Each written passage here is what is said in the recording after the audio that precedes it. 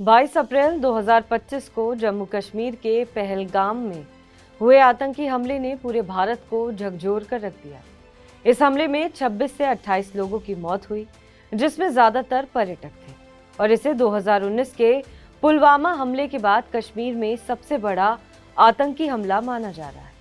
हमले की जिम्मेदारी भले ही किसी संगठन ने तुरंत नहीं ली, लेकिन भारत ने इसे पाकिस्तान प्रायोजित आतंकवाद से जोड़ा है और जनता में गुस्सा भड़क रहा है। इस संदर्भ में राष्ट्रीय सुरक्षा सलाहकार अजीत डोभाल की भूमिका पर सभी की निगाहें टिकी हुई हैं, जिन्हें भारत की कठोर सुरक्षा नीतियों का मास्टरमाइंड माना जाता है।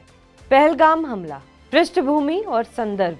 22 अप्रैल 2025 को दोपहर करीब 2:30 बजे पहलगाम के बैसरन घाटी में, जिसे मिनी स्विट्जरलैंड के नाम से जाना जाता है, आतंकियों ने सेना की वर्दी में पर्यटकों पर अंधाधुंध गोलीबारी की। इस हमले में 26 से 28 लोग मारे गए, जिनमें लेफ्टिनेंट विनय नरवाल और कानपुर के कारोबारी शुभम द्विवेदी जैसे लोग शामिल थे। आतंकियों ने नाम और धर्म पूछकर चुन चुनकर हत्याएं की, जिससे यह हमला सुनियोजित और धार्मिक रूप से प्रेरित प्रतीत होता है। पाकिस्तान का कनेक्शन।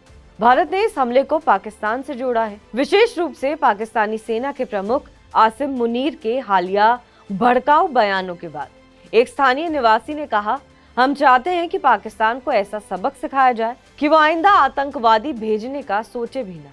सोशल मीडिया पर भी दावे किए जा रहे हैं कि हमले के बाद सीमा पर पाकिस्तानी सैन्य गतिविधियां बढ़ी हैं। हालांकि ये दावे अपुष्ट हैं। जनता और सरकार का गुस्सा। हमले के बाद देश भर में आक्रोश है। प्रधानमंत्री नरेंद्र मोदी ने अपना सऊदी अरब दौरा बीच में छोड़कर भारत लौटने का फैसला लिया और गृह मंत्री अमित शाह श्रीनगर में उच्च स्तरीय बैठक कर रहे हैं। एक्सपर्ट्स का मानना है कि हमला पुलवामा जैसा है और भारत सर्जिकल स्ट्राइक या एयर स्ट्राइक जैसे कदम उठा सकता है। अजीत डोभाल। भारत की सुरक्षा रणनीति के मास्टरमाइंड अजीत डोभाल भारत के राष्ट्रीय सुरक्षा सलाहकार अपनी डोभाल डॉक्ट्रिन के लिए जाने जाते हैं, जो आतंकवाद के खिलाफ आक्रामक और प्रीएम्प्टिव यानी पूर्व निवारक कार्रवाइयों पर जोर देती है। उनकी रणनीति में कूटनीति, खुफिया ऑपरेशन और सैन्य कार्रवाई का समन्वय शामिल है। डोभाल ने पहले कहा था, अगर पाकिस्तान मुंबई जैसे हमले को दोहराता है तो भारत रक्षात्मक और आक्रामक रुख अपनाएगा और पाकिस्तान बलूचिस्तान खो सकता है। पहलगाम हमले के बाद डोभाल की रणनीति पर नजरें हैं। पाकिस्तान को ठिकाने लगाने की संभावित रणनीतियां। पहलगाम हमले के बाद डोभाल और भारत सरकार के पास कई विकल्प हो सकते हैं। ये रणनीति सैन्य, कूटनीतिक और खुफिया स्तर पर हो सकती है। सर्जिकल स्ट्राइक या एयर स्ट्राइक, संभावना क्या है? एक्सपर्ट्स का मानना है कि पहलगाम हमले का पैमाना पुलवामा जैसा है और भारत 2016 के सर्जिकल स्ट्राइक या 2019 के बालाकोट एयर स्ट्राइक जैसे कदम दोहरा सकता है। डोभाल, जो इन ऑपरेशनों के प्रमुख रणनीतिकार थे, पाकिस्तान में आतंकी ठिकानों को निशाना बनाने की योजना बना सकते हैं। रणनीति क्या होगी?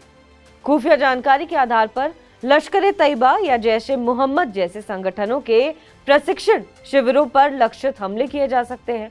डोभाल की डोभाल डॉक्ट्रिन सीमा पार आतंकी ढांचे को नष्ट करने पर केंद्रित है। उदाहरण, 2019 में पुलवामा हमले के 12 दिन बाद भारत ने बालाकोट में जैश-ए-मोहम्मद के ठिकानों पर एयर स्ट्राइक की थी, जिसमें 300 से ज्यादा आतंकियों के मारे जाने का दावा किया गया था। कूटनीतिक दावा। पाकिस्तान को वैश्विक मंच पर अलग थलग करना। डोभाल और विदेश मंत्रालय के साथ मिलकर पाकिस्तान को आतंकवाद प्रायोजक देश के रूप में उजागर करने की रणनीति पर काम कर सकते हैं। वरिष्ठ वकील कपिल सिब्बल ने सुझाव दिया कि भारत को अंतर्राष्ट्रीय आपराधिक न्यायालय में पाकिस्तान के खिलाफ मुकदमा दायर करना चाहिए और इसे आतंकवादी राज्य घोषित करने की मांग करनी चाहिए। वर्तमान संदर्भ क्या है? अमेरिकी उपराष्ट्रपति जेडी वेंस की भारत यात्रा के दौरान यह हमला हुआ और अमेरिका की ट्रंप नीतियां पहले भी पाकिस्तान के लिए कठिन रही हैं। डोभाल इस मौके का इस्तेमाल अमेरिका और अन्य सहयोगियों के साथ मिलकर पाकिस्तान पर प्रतिबंध लगवाने के लिए कर सकते हैं। उदाहरण, डोभाल ने हाल ही में तहव्वुर राना 26/11 मुंबई हमले के मास्टरमाइंड को भारत लाने के लिए अमेरिका के साथ समन्वय किया, जो उनकी कूटनीतिक प्रभावशीलता को दर्शाता है। खुफिया ऑपरेशनों का विस्तार रणनीति। डोभाल जो खुफिया ब्यूरो आईबी के पूर्व प्रमुख हैं, पाकिस्तान के अंदर और बाहर आतंकी नेटवर्क को कमजोर करने के लिए गुप्त ऑपरेशनों को तेज कर सकते हैं। इसमें आतंकी नेताओं को निशाना बनाना या उनके वित्तीय स्रोतों को नष्ट करना संभावित हो सकता है। आर्थिक और सामरिक दबाव रणनीति। डोभाल भारत की क्षेत्रीय गठबंधनों जैसे क्वाड और अफगानिस्तान में प्रभाव का उपयोग करके पाकिस्तान को सामरिक रूप से कमजोर कर सकते हैं। भारत पाकिस्तान की आर्थिक कमजोरियों जैसे उसके कर्ज संकट का फायदा उठाकर अंतर्राष्ट्रीय वित्तीय संस्थानों में दबाव डाल सकता है। अब बात करते हैं पाकिस्तान की वर्तमान स्थिति पर। पाकिस्तान पहले से ही आर्थिक संकट से जूझ रहा है और उसकी नई उड़ान पाकिस्तान योजना आर्थिक सुधार पर केंद्रित है। डोभाल इस कमजोरी का इस्तेमाल पाकिस्तान को और दबाव में लाने के लिए कर सकता है।